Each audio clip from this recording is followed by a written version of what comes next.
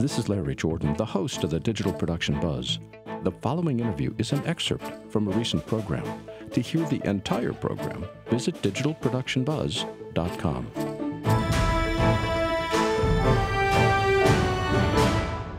Eddie Robeson is the VFX supervisor at Enhanced Digital. He started in visual effects in 1996. He's held staff positions at 6 different post facilities. His work has appeared in feature films, music videos, and over 40 different TV shows, including Star Trek Enterprise, X-Files, NCIS, CSI Miami, and NBC's Grimm. Eddie was also nominated for a VES Award and an Emmy Award. Hello, Eddie. Welcome. Hey, guys. Larry, Mike, thanks for having me. Hi, Eddie. We are delighted to have you with us. Before we start talking about Grimm, because I want to get into a lot of the details with that, what got you into visual effects? Good question. I was doing graphics for a company that produced kind of tchotchkes, and I didn't ever have any really exposure to 3D until a friend of mine who was a PA on the show, the film Truman Show, introduced me to their in-house previous guys named Matt Merkovich. He kind of became my my guru and showed me the ropes, basically, in 3D. Well, now that you're creating effects, what software tools are you using? You know, I use a lot of different packages at work, and so do the guys that I work with. Principally for compositing, we use Fusion by Blackmagic.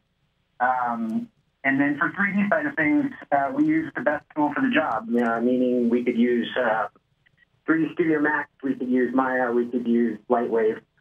We do some sculpting in ZBrush, 3D tracking, Synthesize. It really runs the gamut. It just depends on what the task calls for. Well, you've been using Fusion on programs like Star Trek Voyager and CSI Miami, as well as NBC's Grimm. What is it about Fusion that you like? Well, I got my first job with doing 3D, and I wasn't really exposed to compositing. But after I moved over to a company called Digital Muse, I was exposed to desktop compositing. You know, before that, it was all done in a Cineon or a Henry. And a lot of your listeners probably don't even know what those are. It's so old. But I was introduced to what was then called Digital Fusion. It was 3.0, and it was just sort of a way to put elements with alpha channels, A over B, and do basic comp. And it was really powerful. It was really fulfilling as an artist to be able to comp my own stuff. And so I just kind of stuck with it. Fusion has really evolved with times, and there's really never been a away from it. Go ahead, Mike. Yeah, Eddie, I was just wondering, before Blackmagic bought Fusion, everybody thought Fusion was dead. I mean, it's with Nuke and Maya and everything else kind of supplanting Fusion. And now that it's free, which is quite amazing. Has that changed anything? Because you were one of the few people actually using it. Yeah, it's funny because you say I'm one of the few people using it, but this industry is full of kind of pockets of artists that came up together, and I know a lot of people that use it. I know a lot of houses that still use it. I'm hoping that Blackmagic buying it and making it free for home users will create a larger user base for it, and it will, kind of make a comeback. The bottom line with packages like Nuke is, and we all know Nuke is very prevalent throughout the industry now, is that it's extremely expensive. Yeah. And so hopefully, Blackmagic will bring it back, as it were. In terms of the product is not actually free for studios. There is a studio version that is, I believe it's about 1/5 the price of Nuke, but it's still not free. It's free for the home user, and hopefully that will create a base. In terms of the user interface, is Fusion more intuitive than Nuke, or the same, or harder to use? Well, for me, it's easy. It's like second nature because I've been using it so long. It's a node-based compositor, so it's a lot like Nuke in that respect. It's way more different than After Effects than it is from, say, Nuke. There was this Moviola put up a bunch of tutorials on how to use Fusion, which are excellent, by the way. I want to plug this because they really are good.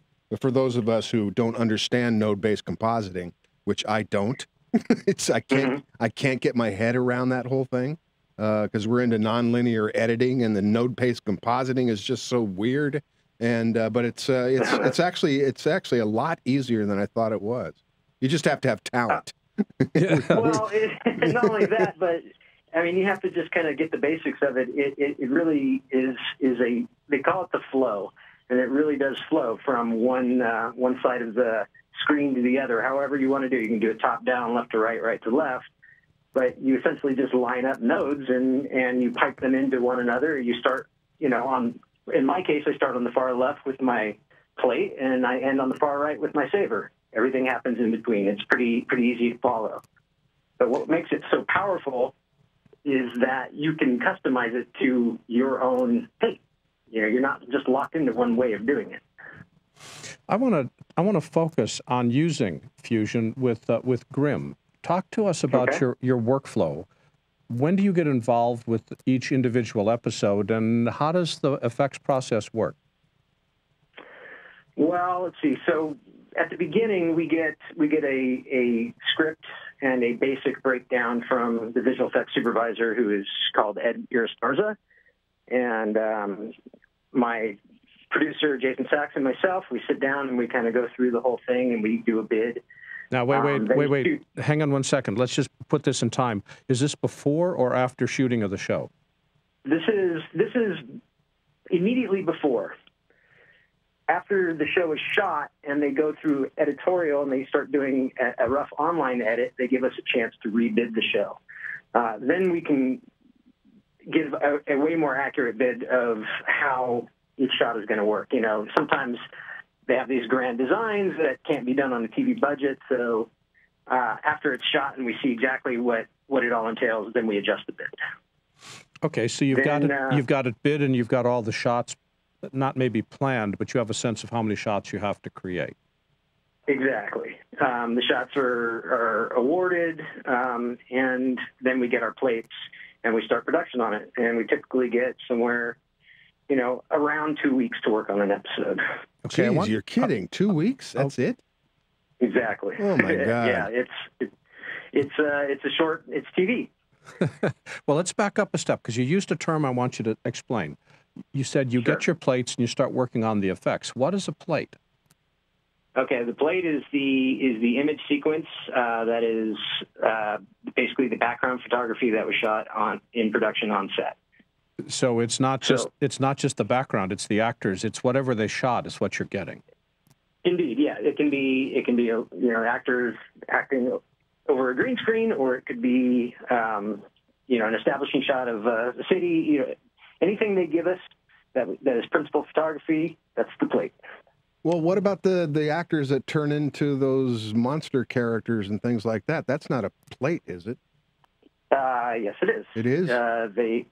Yes, the photography shot of the actors, they generally come to us. The actors have green dots all over their face that we use for 3D tracking.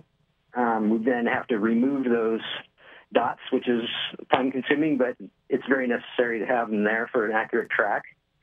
And then depending on whatever creature it is that week, we take the track into 3D and we start, match moving and doing the animation of the 3D character. Jeez. Well, how do you remove the tracking dots? I've often wondered that question. In Fusion, there's a couple different ways we do it. You can actually paint every frame if you need to. Sometimes we have to do that if the dot is moving in and out of shadow, let's say, or kind of coming from one side of the face as they turn and disappearing around the other. It's a variety of methods. There's another method that we use that we've termed the slip, where we actually merge the plate over itself, offset it to the right or left, and reveal that through an effects mask. So essentially we're cloning without using a cloning tool. It really depends on the complexities of the shot when we see it. That has got to be time-consuming. It's got to take forever. Yeah, it is. We have a couple guys that are pretty ace at it. We all do it. It's not the funnest job in the world, for sure. You really sometimes want to just get to the meat of it and start, doing the fun stuff. But, it's got to be done. That's true. Speaking of all this fun stuff, you do get wonderful results, especially in Grimm, which is I'm a big fan of. It seems like to me that the visual effects in television is just as good as the visual effects in the movies, but yet you got 2 weeks to do it. Yeah, it's getting there. It really is. I mean, some of the stuff that you see on TV, I'm sure you guys are fans of Game of Thrones. Everyone is. Last Sunday's episode was, my job was on the floor. The things that they're putting on TV now and calling a TV show are, bigger and more ambitious than a lot of film stuff used to be. And it does become daunting at times. We just kind of power through. It's got really special kind of guys who we generally call them generalists because they generally can do all. And we don't have time for, a film pipeline, which consists of a separate modeler, a separate texture artist, a separate rigger, a separate animator, compositor, all that. The guys that are on my team, they generally can do it all. How big? And that takes time. How big a team do you have? How many people are involved in this 2-week project? 250. Would you believe it if I told you we do it with about 8 guys? No, I don't believe it. No, don't believe it. You're lying. Okay, 7 guys and 1 girl. Okay, jeez, that's just insane. Is that like 20-hour days? No, believe it or not, it's not. I mean, it can be, and sometimes you work a little overtime or you work a weekend day. But this is season 5. We were in at the ground floor of season 1, so we've got a really good working relationship with Ed and Adam at the on the post side of production, and we've really kind of worked it out, so we know what we're doing. We kind of hit the ground running. Yeah. And when I say 2 weeks, I'm not including that we do 2 weeks on the shot. We generally turn an artist over a week before to start doing the sculpt of the characters, so that when the plates arrive, we've got a character that's basically approved and ready to go. So I guess I lied a little bit. Do you need to do much rotoscoping, and if so, what for? We do a ton of it. It is a necessary evil, and no one really loves doing it, but it kind of is where the magic happens. It's where it really marries up to the plate. So if I've got a woman in a turtleneck sweater and she turns into a lizard, I got to somehow tuck that lizard behind the turtleneck, don't I? So I got to roto the neck, and any hand movement she does that might cross her face, and anything that goes in front of her has to be rotoed. And quite often, in the case of Grimm, they'll have someone with a big hairdo, and then the creature has to kind of shrink in because it doesn't have hair. It's like a lizard, let's just say, in the case of that. Did I hear you? I'm sorry. I'm excited about this interview. Go ahead. So we use rotoscoping and in combination with our kind of dot removal techniques to do something called clean plating, which is removing their hair and creating pockets of clean background, so that when we shrink their head into the character, you don't see all the stuff poking out from behind. It sounds like an immense amount of work to be able to make an effect which lasts for about 1.5 seconds. It is. Hey, you talked about that you have to bid on this stuff like every episode. Did I hear that right? Yeah, we bid. There's 22 episodes in a season of Grimm. We generally bid every episode. We will generally work on almost every episode, but we are one of 3 principal houses that work on it. So, so are there some times when other houses beat you out and you don't get the gig? It's not that. It's that the timeline is so tight and the turnover is so quick and the work's so complicated. They just won't give it all to one house. Oh, okay. So we'll be working on episode 1. while 2 and 3 is, also being worked on. And by the time we turn over 1 and deliver, we might do a couple of shots for 3, and then we're back on for 4. So the bulk of the huge effects aren't always on one place. Quickly, is there kind of a smart way they do it? Is there a lot of outsourcing of visual effects in the TV industry, or is it pretty much just the movies? No, there's tons of outsourcing in the industry. I think there's probably more film production for TV going on in Georgia right now than there is here, and not to mention Canada. But I just read an email the other day that said $350 million in tax incentives approved for California, and some of the work is coming back, and hopefully they will keep that trend going. Yeah, hopefully.